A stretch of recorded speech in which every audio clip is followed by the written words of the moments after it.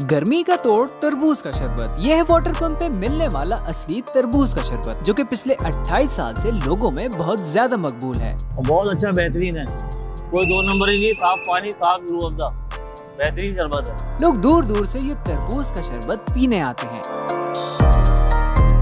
गर्मी के इस मौसम में ये तरबूज का शरबत कोई नेमत से कम नहीं। तो आइए मजीद लोगों से जानते हैं कि इस शरबत में ऐसी क्या खास बात है। यार यूनिवर्सिटी से वापसी में जब भी मौका मिल जाता है तो कोई 2-3 साल तो होगा पीते पीते। हाइजीन मतलब गिलासेस वगैरह डिस्पोजेबल हैं तो अच्छा रहता है हाइजीन, और अलबत्ता ये टेस्ट बेहतर है, काफ़ी गर्मी में बहुत अच्छा लगता है। नहीं, वाटर पम्प की खास तौर पे यहाँ की ये पहचान है कि मतलब फी सबीलिल्लाह भी लोगों को ज़्यादातर दे देते हैं, ठीक है, जिनके पास पैसे नहीं होते। जी बहुत अच्छा टेस्ट है इसका, बराबर हम लोग लेते रहते हैं और बहुत पुराना है माशाल्लाह। ये बहुत मुख्तलिफ है, वाटर पम्प का इसके तो कोई साथ भी नहीं है।